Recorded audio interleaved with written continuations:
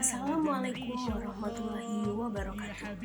Di dalam kehidupan sehari-hari, kita sering melihat banyak hal terjadi tanpa kita sadari.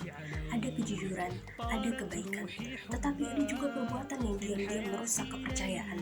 Salah satunya adalah ketika seseorang mengambil sesuatu yang bukan miliknya. Perbuatan kecil yang terlihat sepele, namun dampaknya begitu besar, menghilangkan rasa aman, meratakan hubungan, dan meninggalkan luka yang tidak terlihat. Sebelum kita melangkah lebih maju, perkenalkan, saya Salwa atau Husna akan memberikan penjelasan. Marilah kita berhenti sejenak dan memahami apa sebenarnya makna dari mencuri, perilaku yang kita harus ketahui, mengapa hal itu dilarang dan bagaimana kita bisa mencegahnya. Sahabat yang beriman, mencuri merupakan perbuatan mengambil barang atau harta milik orang lain secara diam-diam atau tanpa izin, dengan tujuan untuk menguasai barang tersebut secara tidak sah. Perbuatan ini melanggar hukum, norma agama, dan nilai moral karena dilakukan tanpa persetujuan pemiliknya. Secara sosial, mencuri dianggap sebagai bentuk ketidakjujuran yang dapat merusak kepercayaan antar individu. Tindakan ini bukan hanya merugikan secara materi, tetapi juga menimbulkan ketidaknyamanan, rasa takut, dan hilangnya rasa aman di masyarakat.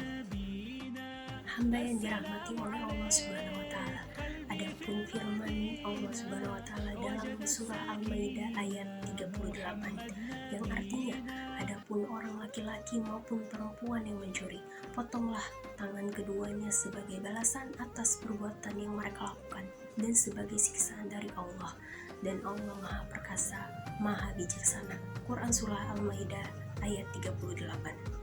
Hamba yang dicintai oleh Allah Subhanahu wa Ta'ala, mencuri memiliki beberapa contoh yang dapat kita lihat dalam kehidupan sehari-hari, yakni mengambil uang atau barang teman tanpa izin, mengambil barang di toko tanpa membayar, mengambil barang temuan padahal sudah mengetahui pemiliknya, dan mengambil barang berharga milik keluarga atau kerabat tanpa sepengetahuan mereka.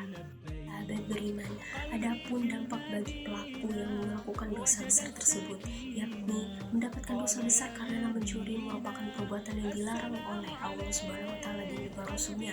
Dalam Islam, pencurian salah satu dosa yang menghapus keberkahan hidup. Hatinya menjadi gelap dan jauh dari hidayah, karena setiap perbuatan maksiat akan meninggalkan titik hitam dalam hati sampai hati menjadi keras dan sulit menerima kebaikan.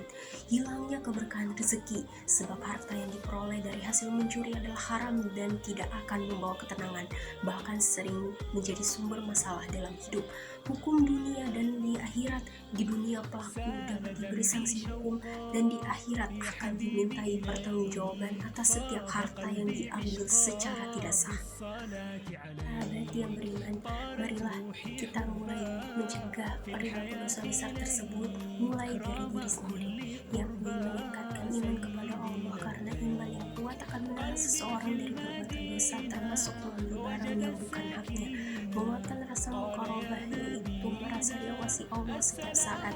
Ketika seseorang yakin Allah selalu melihat, maka ia akan takut melakukan maksiat sekecil apapun, menanamkan sifat amanah dan jujur, sebagaimana Rasulullah SAW dijuluki Al-Amin, orang yang paling dapat dipercaya, membersihkan hati dari iri dan tamak, karena banyak pencurian terjadi karena tak mampu mengendalikan keinginan.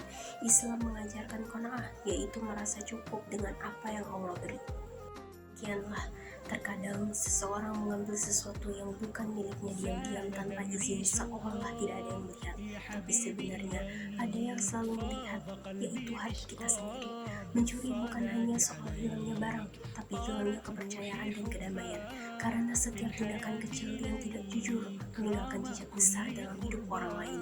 Maka mari kita mulai dari diri sendiri, menjaga sikap, menjaga hati, dan menjaga apa yang bukan milik kita. Sebab ketika kita memilih untuk jujur, maka bukan hanya menjaga diri sendiri, tapi juga membangun dunia yang lebih aman, lebih damai, dan penuh kepercayaan. Saya Salwa Husna pamit undur diri. Semoga sahabat sekalian selalu dilimpahkan rahmat Allah Subhanahu wa Ta'ala dan selalu di dalam lindungannya. Terima kasih. Wassalamualaikum warahmatullahi wabarakatuh.